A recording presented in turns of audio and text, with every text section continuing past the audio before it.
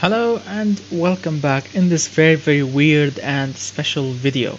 I received on my Patreon page a little while ago a cool requested video by Mr. Charlie Anderson. He requested the least economical car on earth. I mean, how much fuel you can burn in a vehicle. I mean, usually we care about how much fuel economy, how much mpg any car can do, or any car we design here. But in this video we will do the opposite. I'm gonna do everything I can in this video. Actually, I did this video before, and I'm just recording it now. In this video you will see the opposite of fuel economy. You will see a vehicle that is extremely heavy, extremely fuel thirsty, and quick at the same time. I mean, it's not a racing car, but you will see. Alright, so to make a heavy vehicle you have to choose the heaviest materials in automation. Let's start with the chassis and the body. We have steel panels. As you can see, we have a new type of steel for the panels called treated steel. You know, when you see those videos on National Geographic or whatever channel, you know, you're seeing those chassis and those bodies getting dipped in some kind of liquids, so they can so they can make that steel, prevent it from rusting. Yes, this is the same idea. This is treated steel. Corrosion resisting steel, it's like a steel being alloyed, so it can be a rust proof. But I'm using a regular steel, cheapy, regular, normal, ladder chassis, old school, steel chassis material, also the same thing. Front longitudinal engine placement. And yes, I'm not using double wishbone because, as you can see on the weight here, look, you have the leaf, the axle leaf, and the axle coil have the same plus on weight, but the double wishbone has like a dot, which means it's lighter. I don't want lighter in this vehicle. Also the same coil, leaf, and everything else is just, I mean, I could have chosen semi-trailing arms. As you can see, it has the same plus, but it's lighter.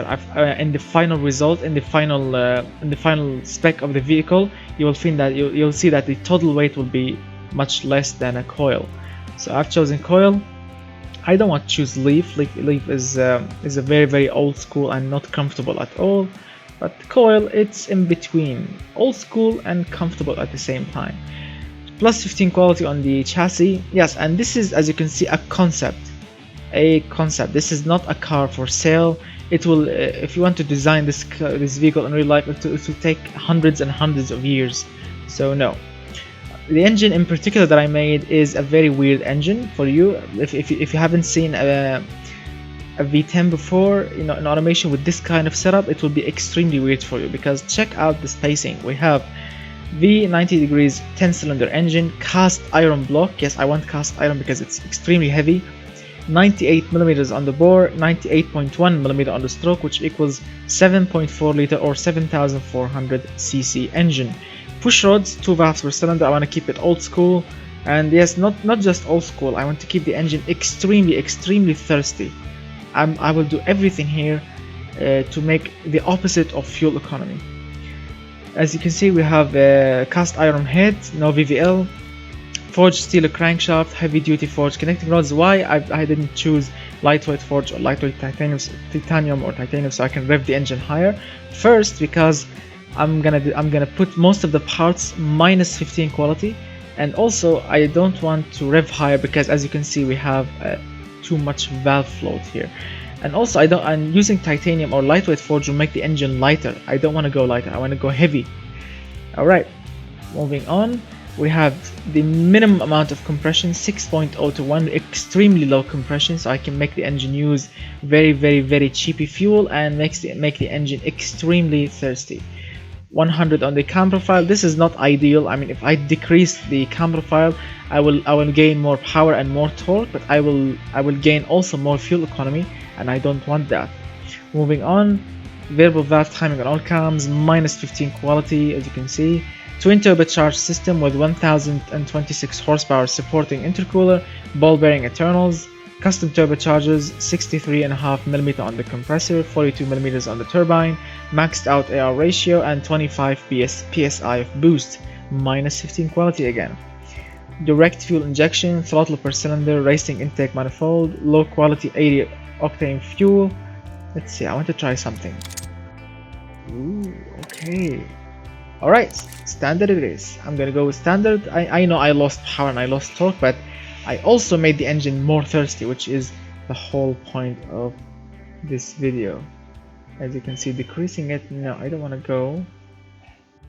Let's see what warning lights we have here. Quality, engine bay full, wheel spin, no one cares. Okay, 6000 RPM, minus 15 quality, 100 on the ignition timing, 10.02 is the air fuel ratio, which is extremely rich.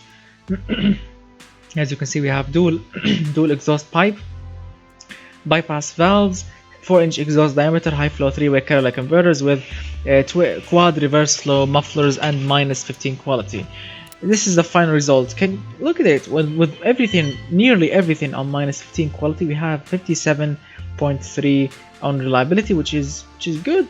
I mean, minus 15 quality, and the engine is extremely heavy.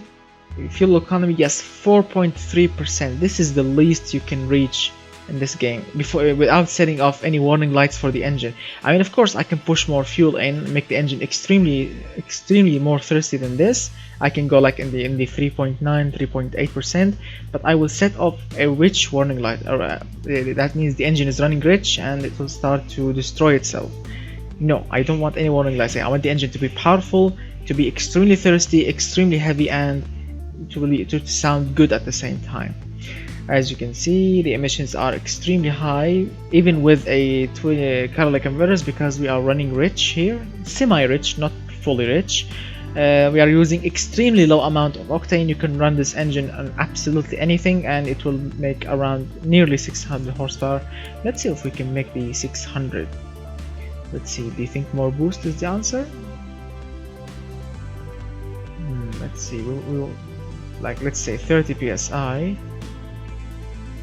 Alright, I mean, I also, yes, also as you can see, increasing the turbine size means more fuel to be burned, which is the main goal of this engine. But also I want to make this engine powerful. I mean, I can increase the turbine to max, compressor to max the engine, but it will be extremely low on power. It will be not efficient at all. When I mean efficient, not fuel efficient, I mean power efficient. I'm talking about the power peak, the range. I mean, it's laggy here. As you can see, all of this is just lag, turbo lag. But I don't want to make it more laggy than this. This is as good as it will get with a good amount of not a good amount, with a bad amount of fuel economy. That's the word to say. All right, so let's fire up this beast. As you can see now, it looks, I mean, it used to look better, you know, with the carbon fiber intake manifold, but this way we can burn more fuel. As you can see, this is the sound of an aggressive racing camshaft on a V10.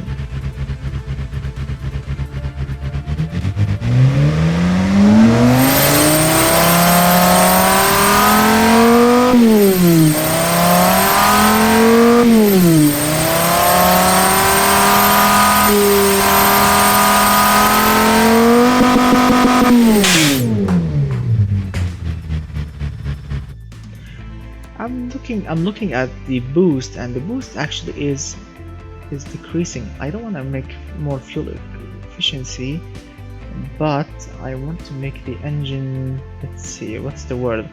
I want to make it, you know, keep the boost for a long while. Alright, we have 4.2 like this. No, I want to keep it 4.2. Alright, like this. So more turbine, less compressor, more turbine, less compressor. Alright, let's find a sweet spot that we'll be happy on. 612 horsepower, okay, 611, 4.2%, that's better. Decrease the boost a little bit. Yes, like 29. There is no point, keep it 30. Alright, so as you can see, the engine now is performing better than before. When I mean better, I mean more powerful. But yes, of course, we are burning much more fuel.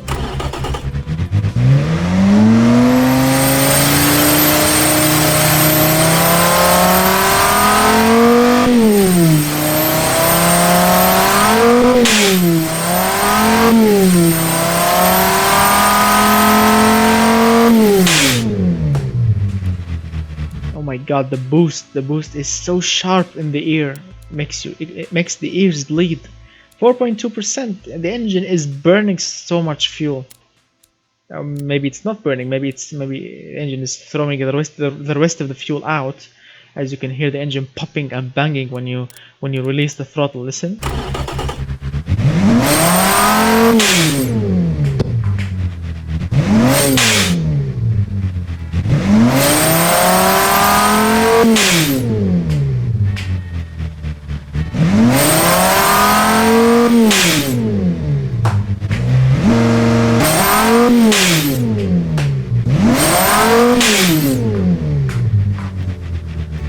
Yes, as you can hear, the engine is popping and banging each time you hit like 5,000 and more, and release the throttle. Yes, it will do like pop, bang, whatever. Alright, so let's move on. I've chosen this People Mover 2000 model plus 15 quality on body and fixture, so I can make it extremely heavy. I've chosen this white color, and yes, if you're wondering, yes, increasing these will make the body extremely heavier, and it will, I mean, yes, it will get more high quality. And what do you mean by high quality? Means a better insulation, better fitted doors, heavy duty what do you call them, door hinges, better locks. You know, everything will be better. I mean, plus 15 quality, this is like Rolls-Royce quality. Can you imagine a van with this kind of quality? It would be amazing. White color, as you can see, also white on the brake calipers. Moving on, we have these fixtures. We have these normal looking headlights with the front grille, concept license badge, and fog lights, side mirrors, these door handles, stand-up one, or what do you call it? I forgot the word. Oh my god, what is it? Vertically? Yes, vertical. Yes, this is like vertical. This is horizontal. All right. Yes, horizontal. All right. As you can see, we have these tail lights. We have the concept license plate holder in the back, the badge, twin exhaust pipe, and an antenna on the roof. That's it. Nothing special. Moving on. Yes, to make this van heavier, or this People Mover heavier, choosing rear-wheel drive or front-wheel drive, even four-wheel drive, it's not really heavy. But choosing all-wheel drive, now this is... Oh, actually, no. Choosing four-wheel drive, alright. Let me check. Four-wheel drive. Yes, four-wheel drive, not all-wheel drive. How idiotic of me. Alright, four-wheel drive then. That's awesome. Alright, four-wheel drive then. We have 8.6 seconds. It's quicker than before. That's awesome too. Alright, let's keep it like this. As you can see, advanced automatic gearbox. I mean, automatic, normal automatic, and advanced automatic, they are the same. They have the same weight. And all of these, you have the manual, sequential, dual clutch. All of these three are much lighter than these two, but these two have the same weight to them. So I've chosen advanced because it's better than the normal automatic. Yes. Also, we have 9 ratios or 9 gears, whatever you want to call them. We have 257 kilometers per hour is the gearbox top speed, 55 on the spacing. It's perfect in between, but let me check it. If it's on 60, it's worse. If it's on 50, it's the same. Let's see if it's like 45, 40, 35. Alright, so we have 8.3 seconds. Alright, now that's 8.2. Alright, 8.2, this is the quickest this van will go. Alright, 11% of wheel spin, no one cares. I mean, as long as this is quicker, the van will go off the line extremely quick. I mean, if I want to find a good balance, no, this is not the correct vehicle to search for a good balance between 0 to 100 and wheel spin. But I promise you, always like 99.9%, if you choose the quickest time here, the 0 to 100 time, you will have the quickest time around the test track. Even if you ignore this, even if you ignore the wheel spin and just keep an eye on the 0 to 100 time, you will get an extremely good a good time in the test track. It's 100% sure, because I always do like this. I mean, sometimes I find the balance, but most of the times I just focus on this. Alright, we have open differentials, no need to use actually, since we are here, let's check the weight. Same weight. Alright, since all of them has the same weight, we're choosing manual, automatic. I mean, since this vehicle since this van is 4x4, I'm gonna choose manual. Why not? Let this van go off-road. Why not give it some off-road value? and minus 15 quality on the differentials and the gearbox. We have radial hard long life tires. Let me check if I choose chunky, we have the same weight. This one gives much better. As you can see, we have now, as you can see, if you look at this schedule here, look at it, you will find like the weight, material cost, off-road, and you have drivability, comfort. I'm gonna choose hard long life. As you can see, we still have a plus on the off-road, so these tires can go actually off-road. They are not bad, and the max load is very good, 1172 kilograms. Cornering grip, acceleration grip, engineering time. These are very very good informations. We have 275 front and rear. Let me check if I should, change something or not. Like the front, let's see. Really? No.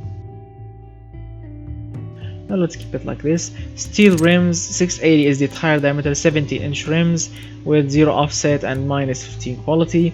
We have ventilated front disc with 6 pistons and maxed out 350mm size. Solid discs in the rear, 4 pistons, 350mm in the rear, 66 on the pad type. And let me check the balance. Is it perfect? Alright, so let's keep it like this. Yes, like this.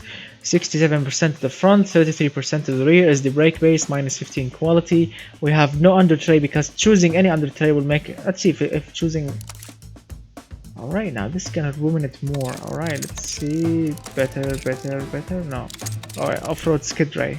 Skid tray, yes, that's better. Cooling flaps. Now this will make the van much more economical. More, let's see, more. No, leave it on 55 the engine cooling, 100 on the brake airflow, minus 15 quality. And yes, we have 9 seats, as you can see, three benches, handmade interior. It's the best interior ever made. If you want to know what handmade means, you can pause the video here and read it, and pause the video here and read it, and pause the video here of course again and read it. Luxury HUD is the most advanced and the most luxurious entertainment system. You can also pause the video here and read it. 21 high quality speakers, a subwoofer, internet, satellite radio, voice gesture control with display protection. Wow, that's amazing. Multi-zone climate control in the conditioning unit, GPS, hands-free mobile connectivity. I mean, keyless entry. Wow, this is just wow, absolutely as you can see, the pinnacle of in-car entertainment in the 2020. Sorry. So let's see what we have here. We have plus 15 quality, so I can make the interior extremely heavy. We have electric variable power steering. I mean, no. Why did I choose this? I should choose hydraulic. I mean, yes, I will lose selling points, I know that, but this is much more heavy. Yes, I'm using electronic stability control. Oh, launch control. Okay, give them launch control. That went with the 5.9 again. We have advanced 10 safety with plus 15 quality. Let's see, to make it heavier, we have active comfort springs, semi-active dampers, and of course passive sway bars. As you can see, I've tried here with thick sway bars. I can make the roll angle as minimal as possible and keep it comfortable as good as possible, because increasing the stiffness of sway bars, it will give you a less roll angle, but it will kill comfortable and sporty points. This is how it usually works. You have to keep an eye on all of these three: the roll angle, sportiness, and comfortable, and of course how much thickness you have. Cambers, there is no camber because we are using solid coil axle, and the spring stiffness are 5.0 in the front, 3.60 in the rear. These damper stiffness are 3.0 in the front, 2.20 in the rear. Ride height is 339.7 millimeters. And let's see the suspension, increasing the quality or decreasing the quality. Actually, there is no point of decreasing or increasing. Alright, let's keep it on 15 so I can make the van much more sporty and comfortable. This is a custom, not a custom, this is like a concept van. No one cares, no one gonna buy it. Yeah. So these are all of the specs and all of the options on this van. The power is 610 horsepower. Redline 6000, cast iron engine, 6.0, the compression ratio, everything. We have the economy 4.24%. Yes, that, and let me show you how much it will cost. It will cost you $913,196. Extremely expensive. But remember, this is a concept van, and yes, 1.3 miles per gallon. 1.3. Can you imagine each? Oh my God! Each mile you have to drive each mile. You have to fill it up with a gallon of fuel. Wow, that's amazing. And look at the emissions, extremely high. The engine is toxic. You are using extremely low amount of octane. You can run it on absolutely anything, and it's practical. It has good utility points. It can go off-road, and this is astonishing. 73.4. I mean, yes, the engine is -15, but the interior is +15. So as you can see, everything is balancing each other as well. The environmental resistance. I mean, I'm using regular steel here, and it's 30.8. That's good. It's drivable. It's not sporty at all. It has good comfortable points. It's very prestigious, and it's very safe. Let's see what else. Test track. As you can see, the total weight is 4.2 tons. You can tow nearly 5 tons, or you can say 4.7 tons of stuff you can tow. You can put 600 kilograms of cargo in it. There is no brake fading. Stopping distance for a very, very heavy van is very good. You can go 254 kilometers per hour, which is quick, which is very quick. And 0 to 100 in 8.35 seconds. Also quick for a 4.2 ton vehicle. This is very, very quick for a 4.2 ton van. And as you can see, the 80 to 120 in 5 seconds, quarter mile in 16.26. That's good for a 4.2 ton van. Right, this is how it looks, this is how it costs, and this is what kind of option. This is all of the options in it. Now let's go to the test track and see what kind of time we will reach. It will not be quick, don't worry, it will not be quick, but let's see what's what.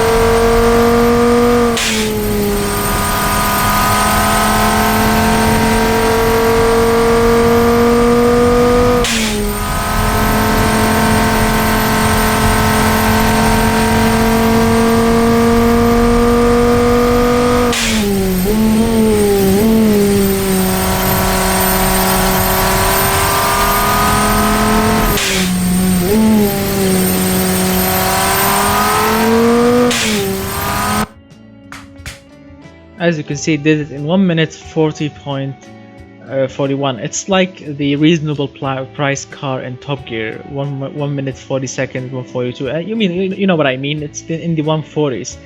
It's like a celebrity driving it around the test track. But why is it so slow? Because of this. Yes, 4.227, or you can say 4,227.8 kilograms, 4.2 tons. Absolutely extremely heavy. Now let's go to the automation test track and see what kind of top speed we can, well, not top speed, what kind of speed will we reach here in this straight line. Alright, let's begin.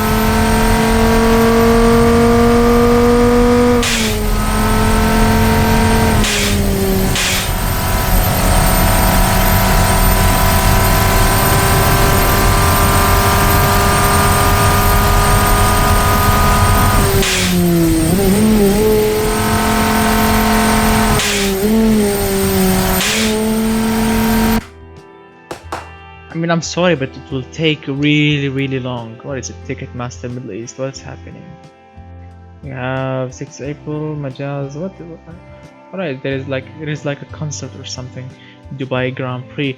Alright, so as you can see, this is very, very slow. Oh my god, 2 minutes 46.48. This is very, very, very slow. I couldn't take it. I mean, my ears are bleeding from the boost sound from those turbos. Oh my god, it's like sharp, sharp sound.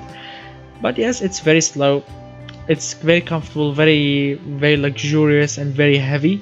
And let's see if we want to improve it. I mean, keeping the same weight. Let's see if we can keep the same weight. For example, we can choose like corrosion resisting steel. We can use corrosion resisting steel here. And actually, let's start. Let me see if this will make any difference. The same weight, as you can see, it will cost more. Yes, check out the cost. What is? How much is it? $506,144.50. Oh my goodness, extremely, extremely expensive. And look at the production units time. Oh my god, and the engineering time. Yes, this is a concept, no one cares. And let's see if we can. I want to try something here. Let's try and push it to 2020 and see what will change. This is the engine. As the music goes and getting back, as you can see, it will get a little bit heavier. It will get a little bit reliable. It will get a little bit cheaper, a little bit quicker to make. Not by much. A little bit comfortable, prestigious. You know what I mean. It will get much better. But let me see something here. Is it still the same luxury HUD? Ah, yes. This is now. This I think will get heavier or something. Yes, check out the difference. Yes, advanced 20s. Let's see what kind of stuff they put in them.